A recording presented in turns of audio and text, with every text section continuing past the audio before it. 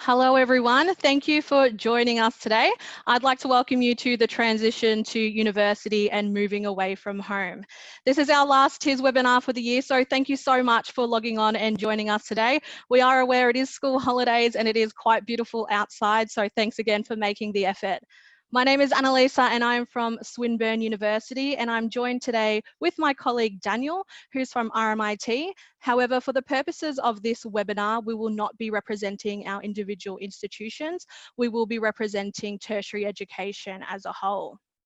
And if this is your first time joining a TIS event, we are essentially a collective of universities, TAFE institutions and independent tertiary colleges. And we work together to help students prepare for future aspirations and trying to advise you and help you out with your career aspirations as well.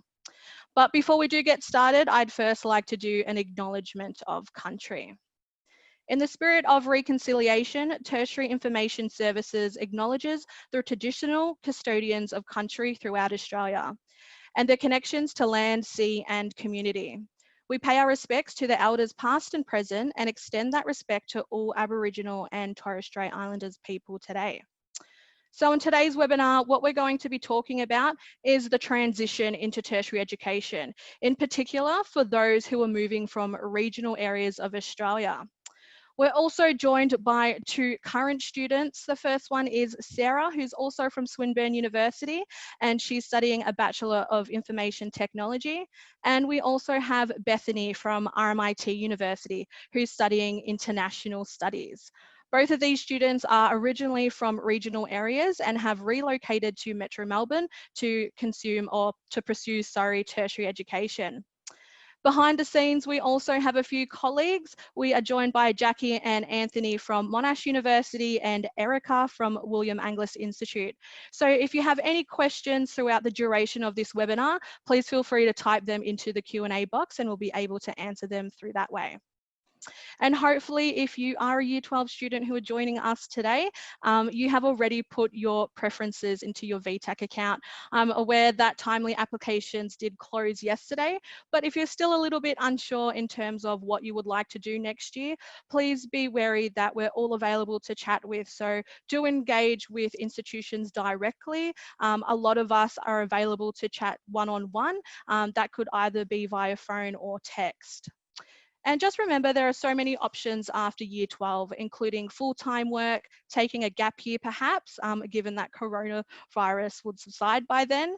Maybe you're interested in obtaining an apprenticeship or traineeship or going into further education. So first off, I want to just talk about your student experience. So tertiary education is going to be a really exciting time in your life as you discover that you'll have more freedom than ever before. It's also an opportunity for you to engage with like-minded people and actually study something that you really want to study. You may not enjoy maths so much at the moment, and perhaps when you go into university, you get to focus on something you really love. And while you're studying at a university, just think about the time frame you're going to be there. If you're thinking about jumping into a degree qualification or what you may know as undergraduate or a bachelor qualification, you may be at university for 3 to 4 years. So it's really important to make the best out of your student life. So while you're studying at a university TAFE or ITC, just remember you do have a lot of opportunities to join clubs and societies and also sporting teams. You can choose clubs that are directly related to your course. For example, you might want to join a political or science club, or perhaps you want to have a little bit more fun and join a movie or wine club. There's a lot of possible opportunities for you. And another great thing about going into tertiary education is that many institutions will provide you the opportunity to study overseas. So this could be a range of availabilities. You might be there for 2 weeks on a study tour, maybe you'll do a placement, or maybe you'll take the opportunity to go on an exchange. And the great thing about these overseas opportunities is that you're not going to take any time away from studies, or you're not going to put your studies on hold, because everything you do overseas will be credited as soon as you come back to Australia. So although studying in tertiary education, hopefully next year for many of you who are not planning on taking a gap year. It may seem like a big step, but it's going to be quite an amazing experience of your life. So we do encourage you to do your research and find out what institutions have on offer for you. We do vary in our offerings in terms of clubs and societies and which particular countries around the globe we have partnerships with. But I'm going to pass to Daniel now, who will cover how institutions can help you in the process of relocating to Metro Melbourne. Thanks so much, Anna. Nice to see everyone. I'm Daniel from RMIT University. So if you are looking to move into a city to study, then you're probably going to need somewhere to live. So there's a number of options available, and now is the right time to start thinking about these options. So we're hoping that by this stage, you've put in your VTAC preferences, and now's the time, if you haven't already, to start really having a look through the different accommodation providers and the different options that are available to you. So when considering moving away, there's a range of different options that might be available. So a homestay might be the right option for you if you're considering moving away and you've got family or friends that are located near the institution, and you can sort of take up bedding within their spare bedroom or something along those lines. And this might be a really cheap and easy option. Another option might be living in off-campus accommodation through a private student living accommodation provider. And these buildings are often high-rise apartment style living and might have students from a number of different institutions living in them. So it might be really close to campus or a tram or a train ride away, but these off-campus providers might provide discounted rates to students and the like. So that's something you might want to explore. And some institutions will offer on-campus accommodations options as part of their campuses. So these include residential colleges or halls of residence. So if you choose these options, you'll likely be located really close to campus and will potentially be living with hundreds of students from your institution. So the difference will be the different types of study options that they've taken. If you might feel comfortable and you know of a few friends that are moving to the same city as you or going to the same institution, then you might also look to start a share house with them. So there's a range of sort of different websites. So if you're looking at moving in with friends, then you could look at something like realestate.com for a specific house or apartment or something along those lines. But if you're wanting to share with people that you don't know and take that option, then Flatmate Finder and flatmate.com and those kind of things might be an option for you to find housemates to sort of share with. So it really is sort of dependent on your preference, what you go into, whether it's an apartment on your own, for example, or a shared house is up to you and your budget, and because how you budget will affect and I guess your work requirements and your study requirements will sort of will take a big impact as to how you want to live as you go into studying at tertiary institutions. Moving into living independently. So once you move and you come along and start to study at university or TAFE or whatever it might be that you're looking to go on to, it's not only important to know that you'll be studying sort of more independently, but the way you live will change as well. So you'll need to start to manage your new workload around study as well as work. So you might get a part-time job, but you want to also maintain your lifestyle. So be sure to keep up your social life, hanging out with friends and keeping up with different types of sporting or other types of hobbies that you might have is really, really important. When you move out, it might be the first time you've had to cook for yourself every night, do the groceries and make sure your bills are paid on time for things like internet, phone, electricity, water and gas. So these are the different types of things where if you're looking to live on within residential colleges or on campus facilities and the like, often the different types of utilities like phone and electricity, etc., will be covered. But where you're going out into a share house or rentals and the like, you'll need to start to consider those as part of your monthly bills. And of course, all these things cost money. So how are you going to afford your new student life? Maybe you'll need to get a casual or part-time job. You might need to start investigating things like youth allowance and Centrelink. And you may need to have a conversation now with your parents or guardians to discuss your options. So it's really, really important that you start to get a feel as to what your life might look like next year, no matter which institution you've applied at. Keep in mind, there's a lot of assistance available, and we'll talk about the assistance available to pay for your study fees shortly and towards the end of the session. But the transition from high school to university is a challenging but really exciting one. So there's a lot of difference. I guess there's no, in high school currently, you might find that, you know, your teachers chase you down for assignments. If you don't hand in work, your parents are called and the like. It's independent. So there's a ton of support on offer at universities, like mentoring programs and those kind of things. But it will be up to you to make sure that you're on top of your studies, your readings, exams, etc. So there's a level of independence that you might not, so I guess you'll need to transition to, which is what we're wanting to talk about in this session. And you'll also have the opportunity to join clubs and societies to meet new people, explore new ideas, and help you settle in. So depending on where you're going and what you're wanting to study, there might be a range of different clubs and societies available. So I know at some institutions there's Harry Potter clubs, Game of Thrones clubs, burger clubs, language clubs, and relevant ones for specific disciplines as well. So think business, design, etc. And these allow you to meet like-minded people and explore new ideas, and also help you settle in. And you'll also have a lot more freedom. However, with that freedom comes responsibilities, but there's plenty of assistance and support available if you lose your way, like I touched on in mentoring programs and tutoring support and the like, available at institutions. So it often is really about making yourself a timetable or a planner, or being really organised with sticky notes and diaries and the like, to keep on top of your studies as well as your social life and your work-life balance.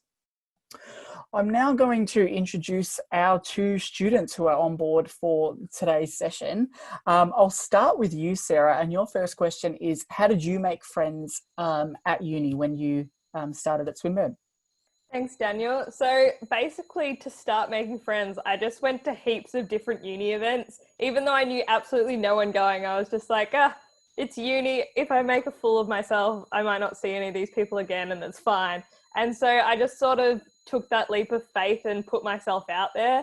I didn't join any clubs until second year of my uni, and I really regret not joining them in first year, because I met so many more people again in clubs, and it sort of gives you that scheduled time to meet up with them in all these events. So just doing heaps of things that usually I'd be like, no, I'm not going to do that. I'm just going to like go home. Just putting yourself out there and doing as much as you can. You make so many friends from all around uni.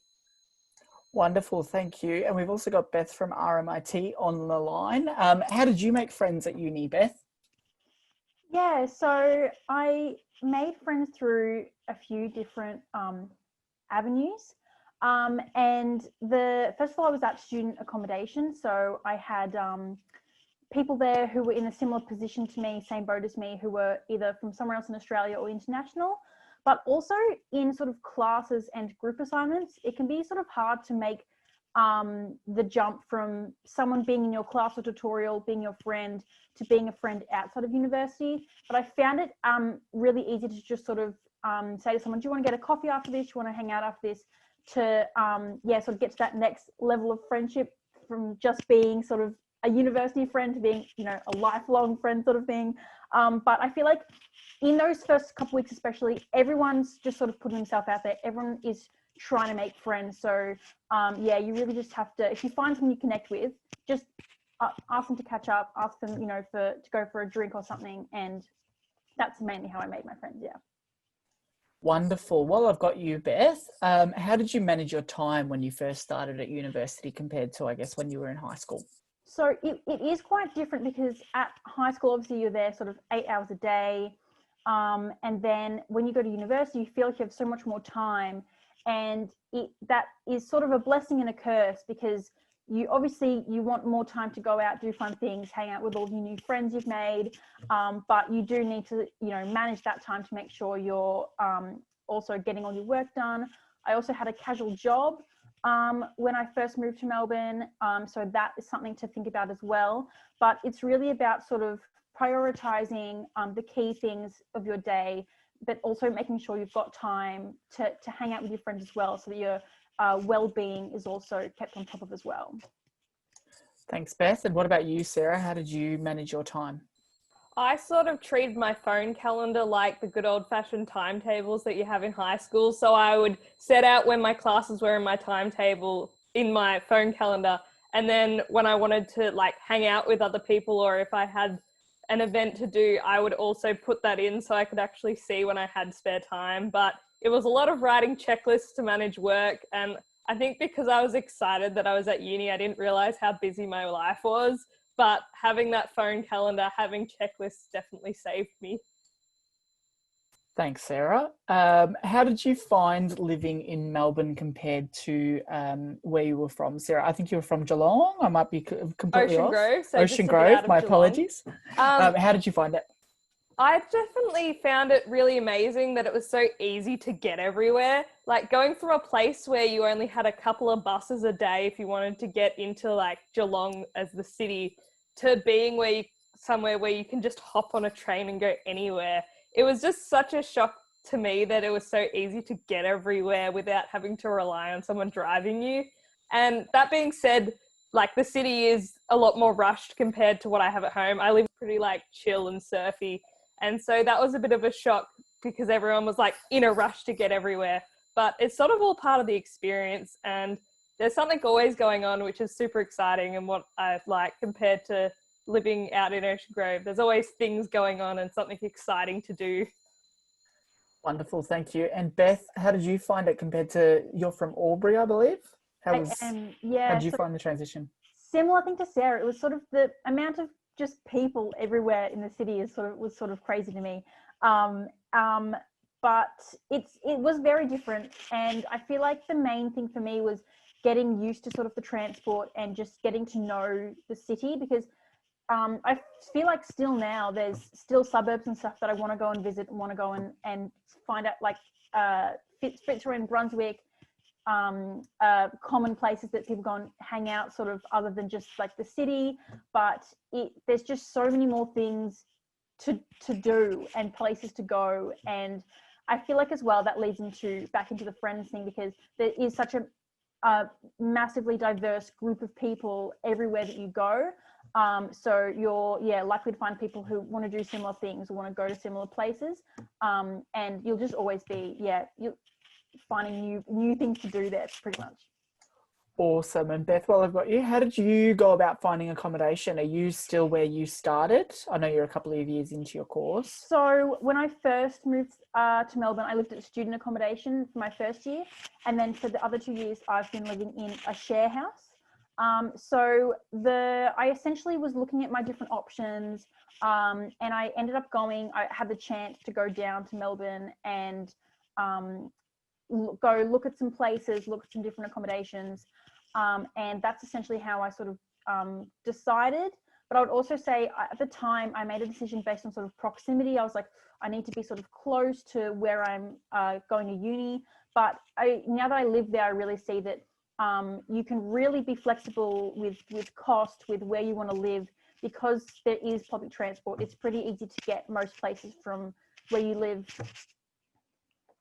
Awesome. Thanks, Beth. And Sarah, how did you go about finding accommodation? So I've been a bit on a accommodation roller coaster over my 3 years. So I wanted to go and move to Melbourne to live on res, but I had the discussion with my parents and we decided that it wasn't an option due to the cost of it, because I wanted to sort of focus on uni rather than having to work and live week to week.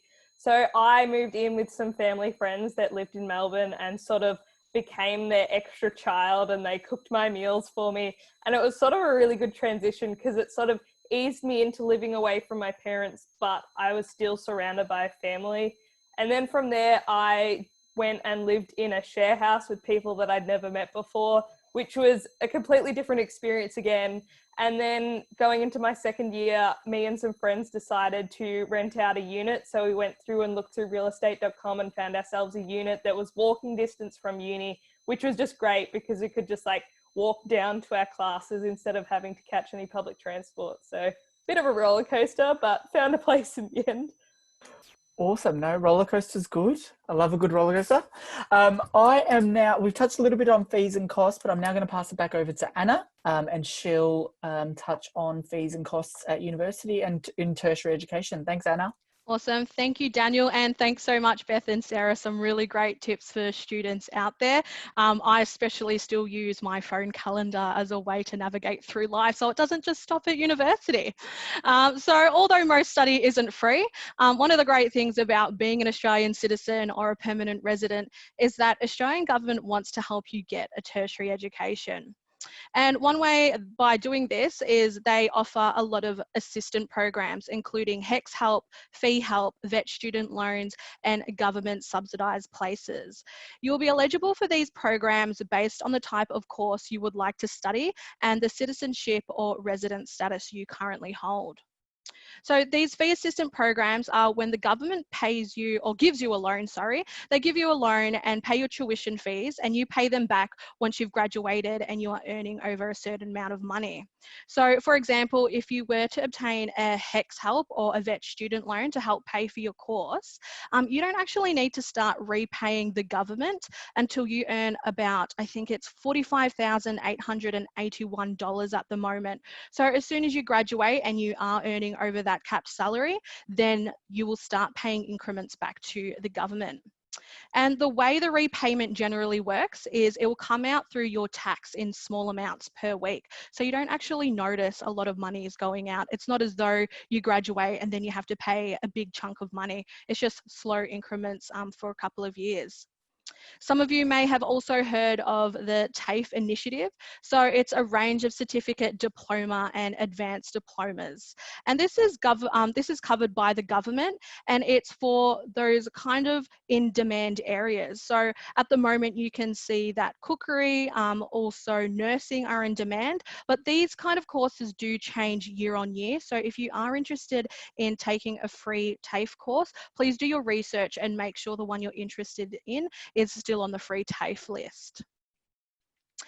Daniel also touched on how to manage a budget earlier before, and it's something that we'd just really like to reinforce for everyone joining us today, because you are going to be relocating into Metro Melbourne. Well, I assume you're going to be transitioning into Metro Melbourne.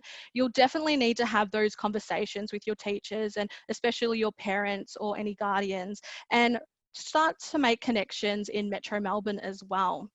So there are going to be a lot of factors to take into consideration when you're thinking about a budget. So think about your more immediate costs, and these might include things such as your rent, your groceries, entertainment and utilities you may use on a daily basis or perhaps a weekly basis. And if you aren't already, please do start thinking about how to manage your budget. You might need to ensure that you do have a casual or a part-time job to help cover these costs. I know a lot of students are getting really savvy. They might be jumping on Facebook and reselling things that they don't really have purpose for. So maybe you have a cool shirt that's usually at a real retail price may cost a lot of money, but you may want to sell that secondhand. So there's a lot of different ways to start generating money. And that money could be used for pocket expenses if you just want to pop down to the movies or go out for dinner and drinks with your friends when you're at university. Another way to cover these living costs are through scholarships. So I'm sure many of you have already heard of scholarships, and they do vary in size and are generally given out based on either merit or equity. So when I'm talking about merit, what I'm talking about is your scores, performance and application standard. So you might be a student who's doing really well in, say, math or science, or maybe you've obtained a really great ATAR score. On the other hand, equity scholarships help students cover the costs of studying higher education, particularly for those who may not have been able to afford it otherwise. I do encourage you to jump onto institutions' websites and see what scholarships they do have available, because a lot of scholarships are still open for the 2021 intake. So as I mentioned, jump on this website and see if you can apply to the institutions, because there are several ways you can apply for scholarships. So one way might be through the VTAC application, others again direct application, and there are going to be scholarships where you'll automatically be considered for purely based on your application details or C's application. I'm going to throw back to our students. I might start off with Sarah, and I just wanted to ask, were you able to manage a budget well? Did you have a part-time job, a casual job, and how did you go about managing that budget? So I had a part-time job for my second and third year. However, like while I didn't have like a set budget for every week, I always had it subconsciously in the back of my mind. Like I wouldn't go out and splurge and spend money on some really expensive clothes because I wanted to have that money. So while I was managing my budget, I still had money to go out and hang out with my friends and still sort of maintain that lifestyle of if I wanted to go out, I wasn't worrying about, oh, if I go out for dinner, then I can't afford next week's meals. So I ended up doing it pretty well. First year, to help me out, I downloaded a budget app on my phone to try and track how much I was spending to how much money I actually had. So that sort of helped me out as I sort of got used to it. Thanks, Sarah. I think that's a really good tip to jump on apps and see anything that can help manage a budget. Beth, do you have anything you can share with us in terms of how you were able to manage a budget while studying at RMIT? Yeah, so I first of all actually had a gap year to save money to be able to move to Melbourne because I was living in student accommodation. And then I got a casual job, and pretty much I do the same thing with my bills to this day. I have a little book that I bought specifically just for bills and budgeting. And every time I get paid, I write down when I get paid, and I sort of do a projection of the next 2 weeks of the main costs I'm going to have. I don't really, little things like a croissant here and there, I won't write that down in the book, but things like if I'm getting groceries for the week or I'm paying bills and paying rent, write down those costs so I can see sort of what I have left over. But also just doing cheap things in Melbourne, I feel like is quite easy. There's certain cinemas have $7 tickets on a Monday, and picnics I found is actually one of the best things ever because you can spend however much money you want. You could just take something from your house, or you could just get some cheese and biscuits and go to one of Melbourne's parks. And so I've been on a lot of cheap picnics in my time in Melbourne. Awesome, thank you. I think that was really great insights in terms of how you both manage budgets. It's something that you'll definitely carry on even post education if you want to save for a house and car, whatnot. I think if you are a regional student and you are going to relocate to Metro Melbourne independently, you will find that you quickly become independent and you do learn on your feet, and you do have a lot of kind of money saving hacks. So that's great that you've all been able to pick up on that. Another question for our students is, did you receive a scholarship by any chance, and how has that helped you transition into tertiary education? So I might throw that one to Beth again. So I didn't receive a scholarship. I did get 5 points on my ATAR for being regional, which helped me get into my course. But looking back, I do wish that I had applied for more scholarships because in retrospect, I really didn't apply for any, and there is so many different types. And so I definitely wish that I applied for more, but yeah, I got 5 points to help me get into the actual course I wanted to get into. Great, thank you, Beth. How about you, Sarah? Did you receive a scholarship? I mean, I know the answer, but yes, I did receive. I did receive a scholarship for my course, which has helped me so much. It meant that with my course, instead of worrying about, while I was transitioning and learning how uni worked, I didn't have to worry about getting a job in Melbourne as well. I knew that the scholarship money was able to support me while I was trying to find my feet in Melbourne and trying to work out how this whole study thing worked at uni. And so it was just so helpful. I also managed to get Centrelink as well because the government have so many different things for youth allowance. So those together sort of helped really support me while I sort of found my feet in Melbourne and tried to sort of work out how to balance uni with going back home to visit my family, with all the uni work, meeting new people. So it was just made it a lot easier for me. Awesome, thank you, Sarah. And you did touch on something really important there, such as Centrelink. I know we didn't really cover Centrelink, but that's a great resource to also get in contact with. If you are in Year 12 this year, I do suggest you contact Centrelink as soon as you can, just because many Year 12 students will be applying for things such as youth study. So please do jump on that as soon as you can. I might now pass back on to Daniel, who's going to run through applying via VTAC. Thank you, Anna. So we sort of touched on this a little bit at the start, but relevant dates are now on the screen. Timely applications have now closed. So they closed on the 30th of September, so a couple of days ago or yesterday. And so what this means is that your application is now, I guess, in, if you're currently in year 12. If you're a younger year level, timely application is essentially the main time through VTAC where you'll put in your preferences for a range of institutions and pathways and the like. So how we recommend that you rank your preferences is sort of like a wish list with the course that you really, really want to get into most at the top, and then sort of subsequent courses under there, and you get a total of 8 preferences. So for this year, it has timely applications have closed. If you haven't submitted an application at this point and you are in year 12, it's okay. You can put in a late application, and they're open sort of over the next couple of months, but it will cost a little bit more compared to if you had put it in. And also just to note that some courses are only open during during the timely application period. So if you're in a younger year level and not in year 12, just be sure to look at when your timely application is, and you'll sort of see it as VTAC opens up their dates over the next few years, and sort of apply within that timely application period.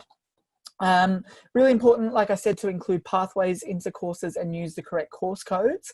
And you'll also see on the screen that Cs and scholarship applications will close on the 9th of October via VTAC. So some institutions will allow for direct applications for their scholarships, but we recommend that you put in, especially if you're in year 12 this year, a scholarship application, and put in all the relevant documentation you need to be considered for scholarship. So it might require different types of, if you're on youth allowances or have medical certificates and the like, to put that in.